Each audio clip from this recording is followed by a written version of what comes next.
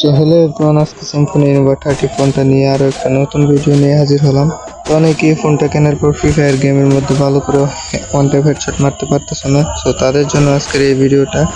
তো আশা করি সবাই স্কিপ না করে পুরো ভিডিওটা দেখবা আর স্টেপ বাই স্টেপ সেটিংগুলো করে নিবা। তো ফার্স্ট অফ অল তোমরা তোমাদের ফোনের সেটিংটা ওপেন করে নিবা। ওপেন করার পর হালকা স্ক্রল করে নিচে দেখবা যে অ্যাবাউট ইনোভা 30 লেখা আছে, ওইটাই ক্লিক করবা। ওইটা ক্লিক করার পর একবারে নিচে দেখবা যে ভোল্ট নাম্বার নামে একটা অপশন আছে, ওইটাই 7বার ট্যাপ করার পর তোমার ফোনের যে পাসওয়ার্ড আছে ওইটা চাইবে। পাসওয়ার্ডটা দেওয়ার পর তোমাদের ডেভেলপার অপশনটা চালু হয়ে যাবে। তো ডেভেলপার অপশন চালু হওয়ার পর ব্যাক করবা। ব্যাক করে দেখবা সিস্টেমের ভিতরে ডেভেলপার অপশনটা চালু হয়ে গেছে। তারপর এখান থেকে স্ক্রল করে তোমাদের ওয়ালেট নামে একটা অপশন আছে, এটা খুঁজে বের করবা।